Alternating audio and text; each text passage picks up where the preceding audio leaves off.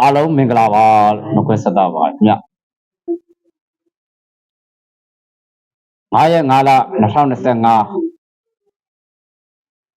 တော့9 3လုံးပေါ့နော်3လုံးထပ်ညနေပိုင်းစီစဉ်မှာကျွန်တော်မျိုးစီကျွန်တော်ချက်3ချက်ပေါ့နော်ချက်3ချက်ဆိုတာကျွန်တော်ကစိတ်ဆွမ်းရင်နဲ့ပတ်သက်ပြီးတော့ပို့ပြီးတော့အကောင့်ချက်ကရာနိုးတဲ့နေ့ပါစိတ်ဆွမ်းရင်နဲ့ပတ်သက်ပြီးတော့ထည့်ပြီးတော့ပထမပြောတော့ပါမယ်ဒုတိယကတော့ကျွန်တော်ရဲ့လက္ခဏာနဲ့ပတ်သက်တဲ့အကြောင်းအရာဉာဏ်လမ်းကြောင်းနဲ့ပတ်သက်ပြီးတော့မျှဝေပေးသွားမှာဖြစ်ပါတယ်တတိယကနိစ္စရူကကြုံတွေ့ရတဲ့ခက်ခဲကိစ္စဘယ်ချိန်ဘယ်ကာလပဲဖြစ်ဆောင်ရွက်လို့ရတဲ့အိမ်မှုကိစ္စနဲ့ပတ်သက်တဲ့အကြောင်းအရာနဲ့ကျုပ်ကိစ္စမိသားစုနဲ့ခွဲခွာပြီးတော့ပြန်လာခြင်းနဲ့ထွက်သွားလို့ပြန်လာစီခြင်းနဲ့ဆိုရဲကမ္ဘာရရေရာလေးကိုရေရာအကြောင်းနဲ့ပတ်သက်ပြီးတော့မျှဝေပေးသွားမှာဖြစ်ပါတယ်နော်အားလုံးပဲမင်္ဂလာပါဗျာ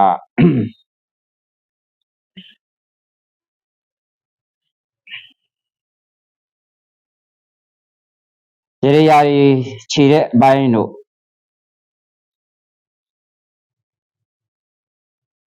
နော်ဘဝတစ်ခုလူတစ်ယောက်မှာ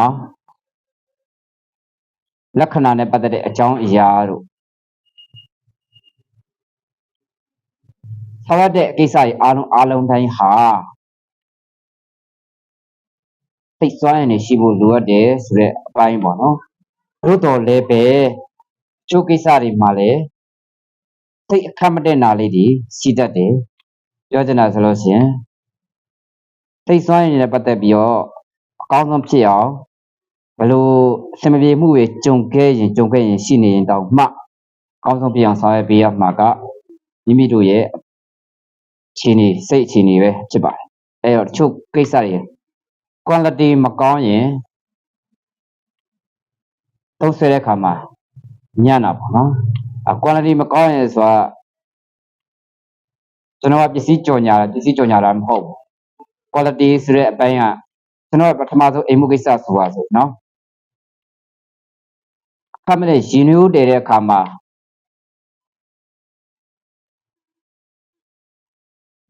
ရင်နှိုးတည်နေစဉ်အတွင်းအမှန်ဗျာစုကနီးမှမီးရပြတ်သွားတယ်ဆိုတော့အဲ့လိုအချိန်ကမှစုကနီးနေပြီဒါလေးတော့ဖြောတောက်လောက်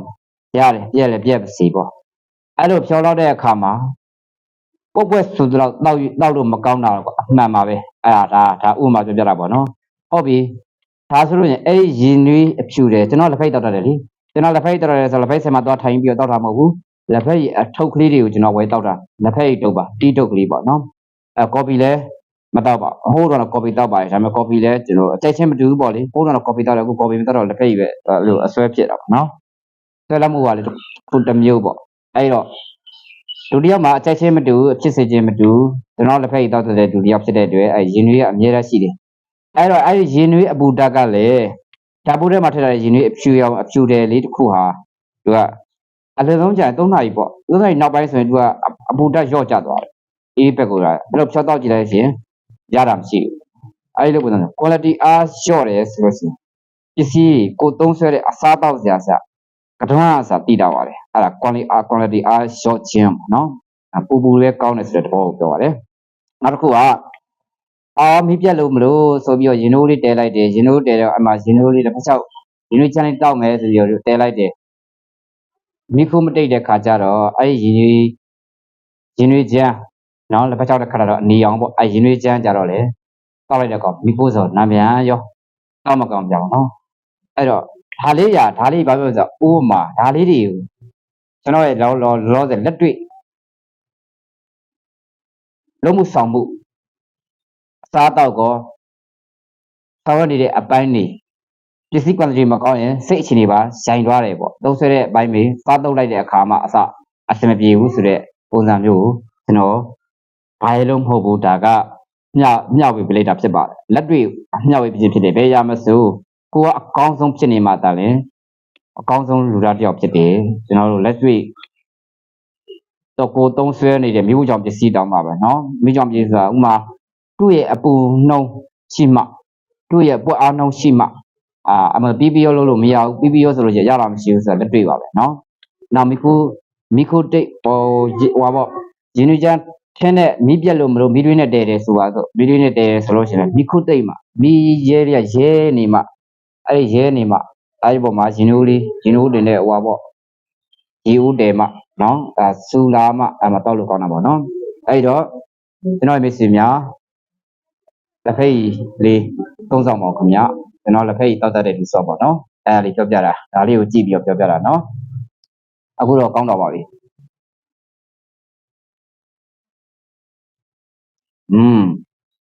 လက်ဖိတ်လေးကောင်းတယ်နော်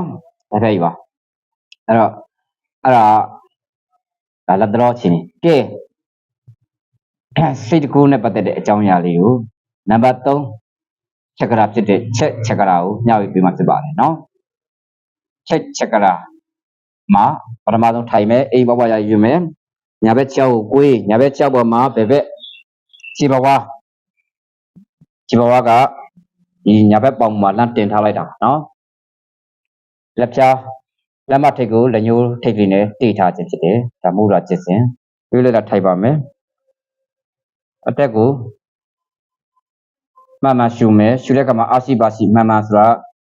စိတ်ကြိုက်နော်စကြဝဠာမြေစွမ်းအားတွေကျွန်တော်ရဲ့ခန္ဓာကိုယ်တွေကိုစီစဉ်တော့ပါစေဒီလိုချင်းပြန်ထုတ်မယ်ပြန်ထုတ်တဲ့အခါမှာကိုယ်မှရှိတဲ့မကောင်းတာမှန်တယ်မြတ်စင်မပြေတဲ့အကြောင်းအရာအလုံးထွက်လိမ့်နေတဲ့ပြန်ထုတ်တော့ခြင်းဖြစ်ပါတယ်ဟုတ်ပြီနော်အဲ့လိုရှူတွင်းရှူထုတ်ကိုချိန်ဆောင်ရွက်ပါပြီးလို့ရှိရင်နံပါတ်3ချက်ကရာဖြစ်တဲ့ချက်ကိုအာရုံပြုထားမှဖြစ်ပါတယ်အများနဲ့သက်ဆိုင်တဲ့အုံဆိုတဲ့ကာရာကိုအုံဆိုတာအုံပုံစံမျိုးရွရတာမဟုတ်ဘူးနော်ဟိုအထက်လန်းနေလို့အုံဆိုပြီးတော့အတန်တူရွရတာမဟုတ်အတန်ဆွဲပြီးတော့ရွရတဲ့အုံကာရာမျိုးပါနော်ကျွန်တော်နမူနာရှင်းပြပါဖြစ်ပါတယ်အောင်ပြမှာချက်ကိုအောင်ပြပါတယ်ကျွန်တော်က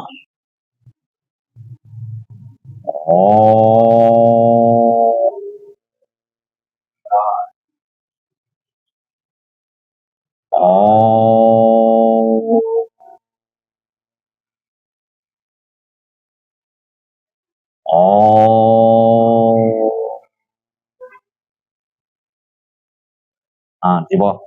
အဲ့တော့တကယ်ရွတ်ကြည့်ရင်ဒါရွတ်ကောင်းတာဗျကျွန်တော်တို့ကြတော့အရာတာကိုရှိနေတာပြောချင်တာဘာလဲဆိုတော့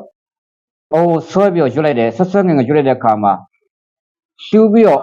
ရှူလိုက်တဲ့အခါမှာပဲစကြဝဠာကြီးစွမ်းနေရတချို့အလိုလျောက်ဝင်လာတယ်လို့ခံစားလိုက်ရတယ်ပြီးရင်ဆိုပြီးအတာထုတ်ပြီးတော့ရွတ်လိုက်တဲ့အခါကျတော့ဒီထဲမှာရှိတဲ့မကောင်းတာကြီးအကုန်လုံးထွက်ပြီးတော့ချက်ကရာမှာအောင်စိုက်ထားတဲ့အရာတကယ်စူးစီးမှုအားကောင်းသွားတယ်အဲ့စွမ်းနေရဒီထဲမှာစုနေတယ်ဒီထဲမှာရှိတဲ့မကောင်းတာကြီးထွက်လိုက်တာပေါ့နော်ချင်းပြောင်းလုပ်လိုက်တာဒါကလုတ်ကြည့်မှသိတယ်နော်ပြောချင်မှသိတယ်ခံစားမှုကောင်းတယ်တက်မိုက်ရေကောင်းတယ်အဲ့ဒါလေးပြောချင်ဖြစ်ပါတယ်နော်ဒါပုံဆိုတဲ့အတိတ်ပဲကအင်မတန်မှကျေပြောလာတဲ့စစ်ကြောင်းလိုက်မှာရှိရလှိုင်းတွေကိုစူးစီးပြီးတော့နောက်တစ်ခုကကင်္ကာမြစ်ကျွန်တော်တို့အိန္ဒိယနိုင်ငံဘက်ကကင်္ကာမြစ်လှိုင်းကူးရီးကနေပြီးတော့လေတွေဝင်တဲ့အခါမှာဒါကျွန်တော်အပမင်းတွေကပြောပြပါနော်အဲ့လေတွေကခါရအတွင်းထဲကိုစူးပြီးတော့ဝဲခဲ့လို့ပုံစံမျိုးဝင်ပြီးတော့ပြန်ပြီးတော့ကန်ထွက်တဲ့အခါမှာဆိုလှိုင်းကူရီးကအတန်လို့ပုံစံမျိုးပေါ့နော်အဲ့ပုံစံမျိုးတွေဟိုဖြစ်တာပေါ့နော်အဲ့တော့လေတွေကအဲ့ဒါကိုဂလိုင်းနဲ့ကိုဝင်တဲ့တော့ကပြန်ထွက်တဲ့အခါကျတော့အတန်နဲ့တူကွာဝေးရရေလှိုင်းလို့ပုံစံမျိုးပေါ့နော်ကျွန်တော်တို့ပင်လေကတ်ဆက်တွေမှာအနည်းရှိတဲ့လူဆိုရင်လှိုင်းလေးတွေဆိုရင်ဝုန်းဆိုတော့လေရကြတယ်ကွာလေကြတော့ဆိုအုံဆိုတဲ့ဒီရှင်ကောင်းတွေကလာတဲ့အတန်ကိုစူးစီးပြီးတော့ခါရဲဖတ်လိုက်တဲ့အတန်ပေါ့နော်ဒီထဲကမကောင်းတာရကုန်ထွက်ပြီးတော့ဟိုကစကြဝဠာကြီးမှာရှယ်စွမ်းနေတာတစ်ချက်ကိုစူးလိုက်တယ်ပေါ့နော်အဲ့ဒီမှာအုံဆိုတဲ့အောင်စူးဆိုင်မှုတစ်ချက်မှာလင်းရောင်လီလို့ချို့ဆိုရင်ဒါပြောလို့မရဘူးကျွန်တော်တို့ကြတော့ပြောလို့ရပြီတချို့ကြတော့ပြောလို့မရဘူးဒါရောကြိုးပြောလို့မရဘူးအရိကပဒနာနော်ကျင့်စဉ်မှာကျင့်မှတည်တယ်မရောက်ခင်မှာကိုပန်းနိုင်မရောက်ခင်မှာဆန္ဒရည်ဆိုရင်လမ်းစဉ်တွေပြတ်သွားတတ်တယ်လုံနေဖို့လိုဟုတ်ပြီအဲ့ဒါကျွန်တော်အုံရဲ့အဓိပ္ပာယ်ဒီအုံကာရာအုံဆိုတဲ့ဒီဇမန်တိုင်းတစ်ခုအများနဲ့တစ်ဆိုင်တဲ့ကာရာကြီးတစ်ခုကစိတ်စွမ်းနေကိုတန်ရှင်းကြည်စင်လေကျမ်းမာရေးကောင်းစဉ်လိုချင်တာကိုဆူတောင်းလို့ရတယ်ကိုဘာရပါစေနောက်တစ်ခုအုံကြီးတစ်ခုတည်းနဲ့အဋ္ဌံပြုပြီးကျွတ်လို့ရတယ်နော်အုံကာရာမန်နာရွှေ့ချင်းရတယ်ထွက်ရလမ်းကိုလည်းမြန်စီတယ်အုံကို ဥမာမဲ့ဟိုပါပေါ့နော်နိုင်ပွဲလောက်ကျွတ်မယ်တနိုင်လောက်ကျွတ်မယ်ဆိုပြီးတော့အထိတ်တပြုပြီးတော့ယူလို့ရတယ်နော်နောက်တစ်ခုကကျွန်တော်တို့ဒီအတရားထိုင်တဲ့အလေးအကျင့်တရားထိုင်တဲ့အလေးအကျင့်ဆိုတာကမေတ္တာတက်ပေါ့နော်မေတ္တာတက်ခံလေးဒီထဲမှာထည့်ပြောပါဦးမယ်အဲ့တော့မေတ္တာတက်ခံယူတဲ့အခါမှာကျွန်တော်တို့မြန်မာနိုင်ငံဝိဇ္ဇာကြီးတွေပုဂ္ဂိုလ်ပုဂ္ဂိုလ်မြတ်တွေနော်သူတော်စင်သူတော်ကောင်းတွေမေတ္တာပို့တဲ့အခါမှာမနေ့စော2နာရီနဲ့နေ့က2နာရီ2နာရီနဲ့3နာရီကြာမှမေတ္တာပို့လို့ရှိပါတယ်ဒါကဘုဒ္ဓတာဖြစ်ပေါ့အဲ့တော့ကျွန်တော်ဆိုလို့ချင်းတစ်ခါတလေမှာမနေ့စောကြီးကျွန်တော်2နာရီနဲ့3နာရီကြာမှထားပြီးမေတ္တာတက်ခံယူတယ်မေတ္တာပို့တယ်ပြန်ပြီးကိုယ်လည်းမေတ္တာပြန်ပို့တယ်ပေါ့နော်အဲဒီမနေ့ဘက်တွေမထားပြဖို့ဆိုလို့ချင်းနေ့ကဘက်တွေ2နာရီနဲ့3နာရီကြာမှကျွန်တော်မေတ္တာတက်ခံယူတယ်ခဏနာနီနဲ့ပထမဆုံးကျွန်တော်အနေနဲ့ကျွန်တော်အကျင့်စဉ်အရာဝင်လေတွက်လေခဏနာနီကဏ္ဍတိချာနဲ့မှတ်တဲ့နီးရှင်းပြပြီးဝင်လေဒီဟွာဘူးနောက်တစ်ခုကဒီလူတော်စင်တွေရဲ့ပုဒ်တတ်တဲ့မြတ်တွေကိုခံယူတယ်ပြီးရင်ကိုယ့်ကိုမြတ်တာပို့တယ်ပြီးရင်အများကိုဖြန့်ကျက်ပြီးမြတ်တာပို့တယ်ပေါ့နော်အဲဒီလိုလေမြတ်တာခံယူတဲ့နေ့ပြပြတာပေါ့နော်မြတ်တာခံယူတာပြီးကိုယ့်ကိုယ်တိုင်မြတ်တာပို့ပါပြီးရင်တပါးတို့ဖြန့်ကျက်ပြီးမြတ်တာပို့ပါဒါမြတ်တာခံယူတာဘယ်ချိန်မှမြတ်တာတတ်တွေစွမ်းဆောင်နိုင်လဲရှာစုစည်းနိုင်လဲကိုပို့တဲ့မြတ်တာရောက်တပါးတို့ရောက်နိုင်လားဆိုတော့ကဲအရာဆိုရင်မနေ့တော့မဟုတ်နေ့ကင်း2နာရီနဲ့3နာရီကြာမြတ်တာပို့ခြင်းဆောင်နိုင်ပါတယ်လို့ကျွန်တော်မိတ်ဆွေမျှဝေချင်ပါတယ်နော်အခုမျှဝေပြီးပါကလက္ခဏာအကြောင်းရဆိုဒီခုတော့ကျွန်တော်ဉာဏ်လန်းကြောင်းဉာဏလေခအကြောင်းကိုပြောမှာဖြစ်ပါတယ်နော်ဉာဏလေခဆိုတော့ကျွန်တော်နမူနာလေးဒီကြောက်တဲ့မောင်လေးမှာကျွန်တော်လက္ခဏာတင်ဂေတာလေးကိုကျွန်တော်အရင်ဆုံးဆွဲကြည့်လိုက်ပါဦးမယ်လက္ခဏာတင်ဂေတာလေးဆွဲကြည့်လိုက်ပါဦးမယ်တဲ့နော်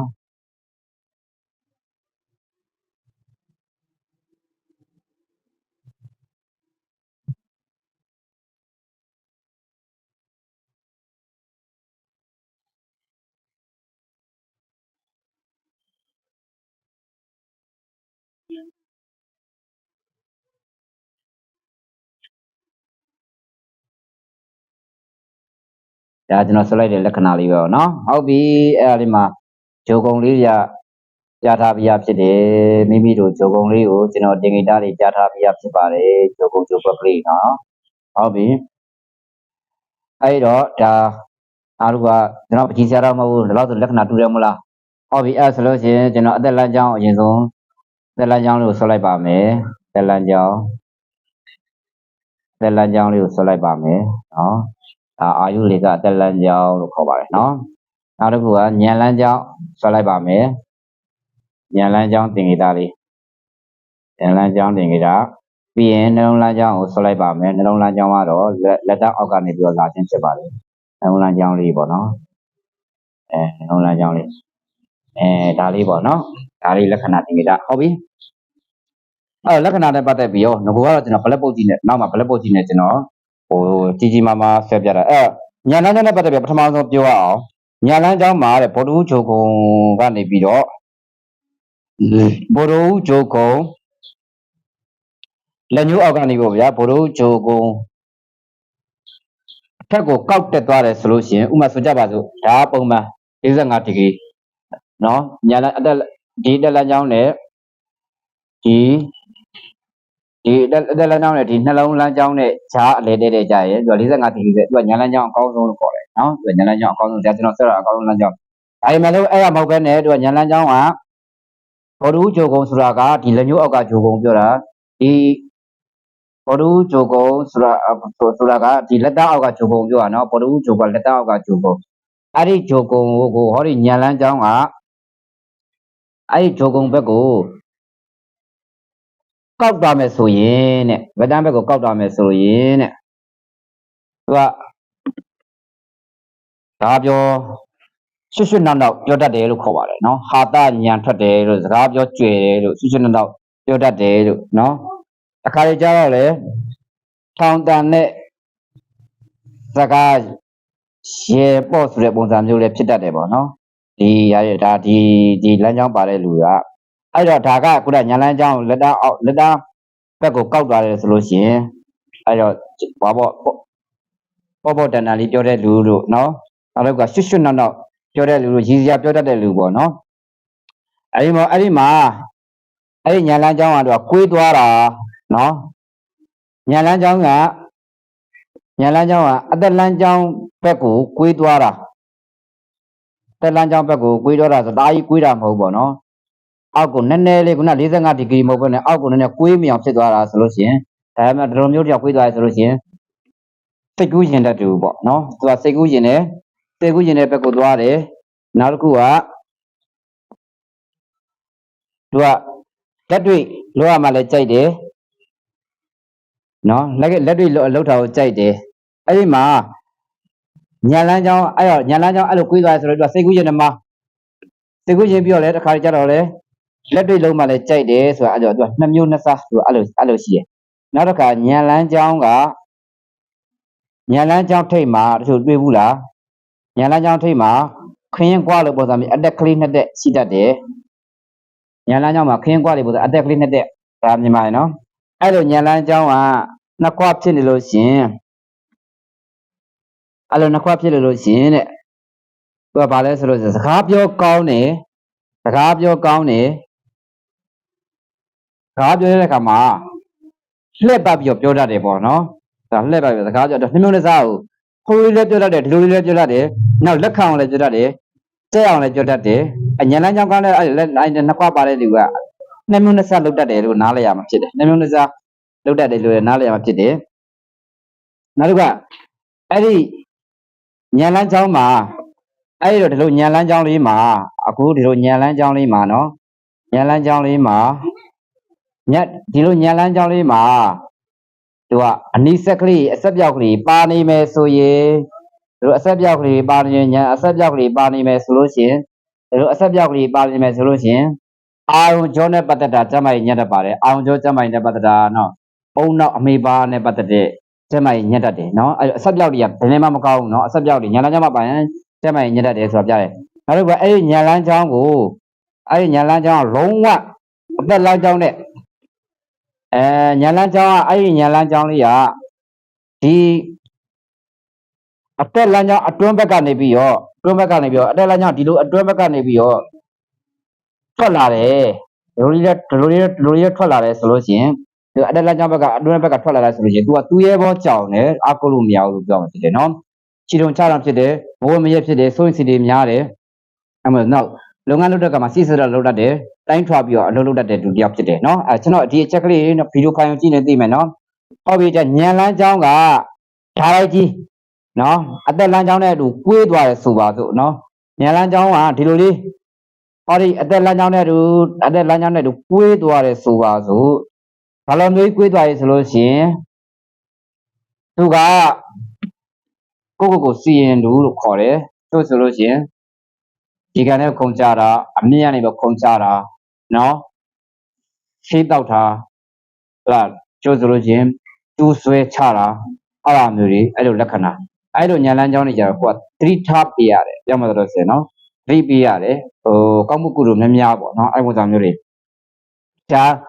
ဒီစီးပွားရေးနဲ့ပတ်သက်တဲ့အပိုင်းတွေဆိုလို့ရှိရင်တချို့ဆိုလို့အေတာဖြစ်သွားတယ်တော့ထဲမှာခံနိုင်တော့ဘူးနော်ငွေကြီးရှုံးပေါ်သွားပြီဆိုတော့တအားရှုံးပေါ်သွားပြီဆိုလို့ရှိရင်လောကကြီးမှာမနေချင်တော့အိမ်တော်ကြီးကပြိပကဖြစ်တယ်ဆိုတော့အိမ်တော်ကြီးမှာလုံးဝမနေချင်မထိုင်ချင်တော့ဖြစ်သွားတယ်လမ်းကြောင်းလို့ခေါ်ပါတယ်ကိုမနိုင်ဘူးလို့ခေါ်တယ်နော်အဲ့တော့ဒါမျိုးတွေရှိတယ်ရှားတယ်နော်တွေ့ဘူးပါတယ်လူပေါင်းများစွာကျွန်တော်ဟောရတဲ့မှာတော်တော်များတွေပဲကြည့်ပြီးပါတယ်ဒါမျိုးမလုံးနဲ့နော်ကိုယ်ဘောနဲ့ကိုမလုံးနဲ့နော်ဒါမှတ်ထားအဲ့တော့ပြောချင်တာကံကြမ္မာဒီဘလောက်ပဲကံမကောင်းမှုရဲ့ကံမကောင်းတာတွေကကံနေတဲ့မကောင်းဘူးဆိုတာသိလိုက်ရလို့ရှိရင်ဒီအမိုက်တွေဖုံးထားတဲ့အရာမကောင်းတာမှန်တယ်များကိုကောင်းတော့လှုပ်ဆောင်ခြင်းနဲ့အဲ့ဒီမကောင်းတာကိုဂျေးချွတ်ပြလိုက်ရမယ်ဒါကိုပြင်ဆင်ပြလိုက်ရမယ်နော်ကံစားတာမကောင်းကံညံ့နဲ့ဟေးလို့သိထားရင်ကံအကောင်းအောင်ကိုယ့်ရဲ့စိတ်ပြောင်းပြီးတော့အဲ့ဒီမကောင်းတာကိုဂျေးချွတ်တကယ်လို့နော်ဖွှလျှော်တကယ်လို့တက်စင်တကယ်လို့တက်စင်လို့ရတယ်ဂျေးချွတ်ပြလို့ရပါတယ်မကောင်းတာကိုကောင်းတာနဲ့ဂျေးချစ်ပလိုက်လို့ရပါတယ်လို့ကျွန်တော်ပြောချင်ဖြစ်ပါတယ်။ဘာမှစိုးရိမ်ကြလည်းမရှိဘူး။ဘာမှကြောင်းကြကြလည်းမရှိဘူးနော်။ကိုကလူရဲ့တတိအတိနော်တတိအတိလှုပ်ဆောင်ချက်စွမ်းရည်ကုသိုလ်ကောင်းမှုနော်အမေပေးတဲ့အသက်ကောင်းမှုကုသိုလ်ပြုလုပ်တဲ့အသက်ဖះကိုယုံကြည်ကိုးကွယ်တော့ဗုဒ္ဓပေးတဲ့အသက်ဒါကြီးလက်ခံထားလို့ရှိရင်ဥပ္ပစီရိယကံစွာ ကွဲသွားပါတယ်လွဲသွားပါတယ်အိုက်ကံဖာထိလို့ရပါတယ်မကောင်းတာကိုကောင်းတာနဲ့ကြီးချွတ်လိုက်လို့ရပါတယ်ဒီကျွန်တော်မျှဝေပေးခြင်းဖြစ်ပါတယ်နော်ဒါကြောင့်မို့စဉ်းစားတွေးခေါ်မှုအပိုင်းထဲမှာတကယ်တော်ဖိတ်ဆိုတဲ့အရာဖြစ်နိုင်တယ်ဆိုတဲ့အရာကိုစဉ်းစားခိုင်းခြင်းဖြစ်တယ်ဒလာဒမနေစေခြင်းပေါ့နော်ခဲဒါလက္ခဏာနဲ့ပတ်သက်ပြီးကျွန်တော်ဉာဏ်လမ်းကြောင်းနဲ့ပတ်သက်ပြီးတော့မျှဝေပေးတယ်ကျွန်တော်ဗီဒီယိုဖိုင်ရှိတော့မှဖြစ်တဲ့အတွက်ကျွန်တော်ရဲ့လက္ခဏာဉာဏ်လမ်းကြောင်းနဲ့ပတ်သက်ပြီးတော့ဒါလေးကိုပြီးသွားပြီနော်အဲဆိုရင်အခုကျွန်တော်ရေရာလေးကိုကျွန်တော်မျှဝေပြရပါတယ်ရေရာကကျွန်တော်ခုနပြောတယ်ကျွန်တော်ရဲ့မိတ်ဆွေတွေနေစတူကပြုလုပ်ရမယ်ဆောင်ရွက်မယ်ရေရာဆိုအဲ့တော့ကျွန်တော်ရှိမှာအခုကောမတီချိုလာကြတယ်တားလေးအိမ်မောထွက်သွားလို့တမီးလေးအိမ်မောထွက်သွားလို့အဲ့ဒါလေးပြန်ခေါ်ချင်တာပြန်ရောက်စီချင်တာနော်ပြီးကျွန်တော်ရေဖွေပြီးတော့ဖယားနဲ့တင်ပေးတတ်ပါပြီအဲ့တော့ယောက်ျားလေးပဲဖြစ်မိန်းကလေးပဲဖြစ်စိတ်ဆိုးပြောထွက်သွားမိန်းမကြီးပဲဖြစ်ယောက်ျားလေးပဲဖြစ်စိတ်ဆိုးပြောအိမ်မောနေပြောအခက်မသိလို့အဆင်ပြေလို့ထွက်သွားခဲ့လိရှိတော့သူ့မှာဝတ်တဲ့အဝတ်စားတစ်စုံကိုရေနှစ်လိုက်ပါမညစ်ပါနဲ့အရေးထဲမှာရှိတဲ့တန်းလေးပေါ်မှာတင်ထားပါပြောရမှာကမမြမေကစိတ်ဆိုးပြောထွက်သွားတယ်ဆိုလို့ချင်းကဲမြမေကြီ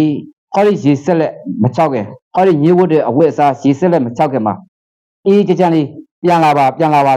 ါစီအမေတို့တော့ပြန်လာဝဲမြင်ချင်ပါတယ်ဟုတ်ပြီနော်အဲ့မစားနေပေါ့အဲ့တော့ကိုတမီအဲ့လိုထွက်သွားရဲဆိုပါနော်အဲ့တော့ယောက်ျားဆိုတဲ့အမျိုးသားဆိုတဲ့မျိုးသားပေါ့နော်အဲ့မစားမလို့ရေဆက်လက်မချောက်ခင်ပြန်လာပါစီမောင်ဖြူကစိတ်ဆိုးပြီးတော့စကားများပြီးတော့ထွက်သွားတယ်ကဲမောင်ဖြူကြီးနော်ဟောဒီမင်းဝတ်တဲ့အဝတ်စားကိုအခုမင်းပြန်လာအောင်လို့ငါတို့မင်းကိုခေါ်နေတယ်ဟုတ်လားမောင်ဖြူကြီးဟောဒီမင်းဝတ်တဲ့အဝတ်စားရေဆက်လက်မချောက်ခင်မှာငါတို့အေဂျင့်ပြန်လာပါစီပြောပြ6သွားရေနှစ်ပြရတယ်နော်အဲ့ဒါပြန်ခေါ်တဲ့ရေတွေကစိတ်ဆိုးပြီးတော့စိတ်ဆိုးမှထွက်သွားတဲ့တွေပေါ့နော်အဲ့ဒ